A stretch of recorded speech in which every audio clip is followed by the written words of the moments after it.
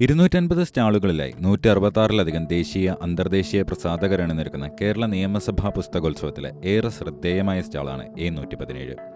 Samatha collective for gender justice. പ്രസാധന രംഗത്തെ പെൺകൂട്ടായ്മയാണ് സമത. സമതയുടെ സ്റ്റാളിലേക്ക് എത്തുമ്പോൾ പുസ്തകങ്ങൾ കയ്യിലെടുക്കുന്നതിന് മുൻപ് തന്നെ അവയെ പരിചയപ്പെടുത്തുവാൻ ഉഷാകുമാരി ടീച്ചർ എത്തും. അവതാരിക ഡോക്ടർ കെ പണിക്കരാണ്.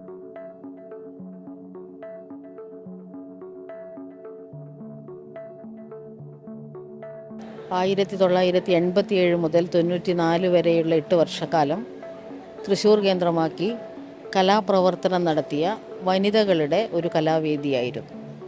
സംഗീത ശില്പങ്ങളും തെരുവ് നാടകങ്ങളും വിപ്ലവഗാനങ്ങളുമൊക്കെയായി 2500-ലധികം വേദികളിലാണ് കേരളത്തിനകത്തും പുറത്തുമായി കലാപരിപാടികൾ അവതരിപ്പിച്ചത്.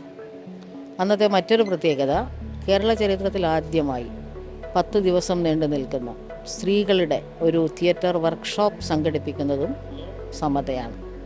2 വിപ്ലവഗാന കാസറ്റുകൾ സമത ഇക്കാലയളവിൽ പുറത്തിറക്കി. ആദ്യത്തേത് പ്രകാശനം ചെയ്തത് ദേവകി വാര്യരും രണ്ടാമത്തെ കാസറ്റ് സഖാവ് EMS നമ്പൂതിരിപ്പാടുമായിരുന്നു. 8 വർഷത്തിന് ശേഷം സമത നിശബ്ദമായി 1-ാം ഘട്ടം അവസാനിച്ചു. 2008 തൃശ്ശൂർ കേരളവർമ്മ കോളേജിൽ അധ്യാപികയായിരുന്ന ഞാൻ റിട്ടയർ ചെയ്തു.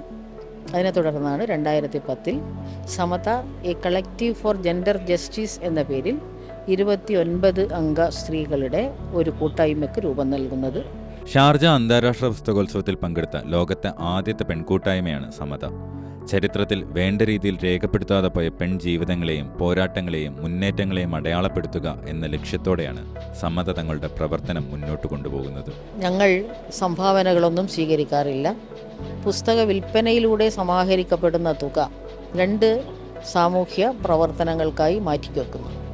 ഒന്നാമത്തേത്, നമ്മുടെ സാമൂഹ്യ മുന്നേറ്റങ്ങൾക്ക് നേതൃത്വം പകർന്ന ആ കാലയളവിലൊക്കെ ഭീകരമായ മർദ്ദനങ്ങളൊക്കെ ഏറ്റുവാങ്ങിയ സ്ത്രീകളുണ്ട്, പെൺപോരാളികളുണ്ട്.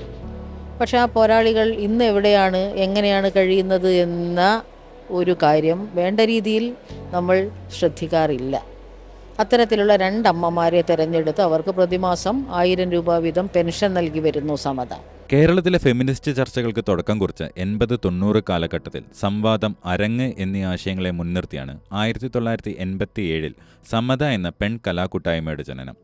2010 നവംബർ 1 കേരളപ്പിറവി ദിനത്തിൽ കേരളത്തിലെ ആദ്യത്തെ പെൺ പ്രസാധക കൂട്ടായ്മയായി സമതയുടെ 2-ാം ഘട്ടത്തിന് തുടക്കം കുറിച്ചു.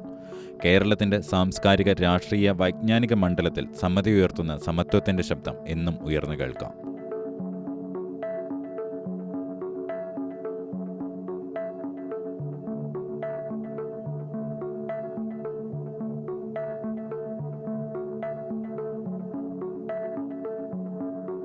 നവജിത്ത് അഷ്ടമചന്ദ്രൻ, കൈരളി ന്യൂസ്.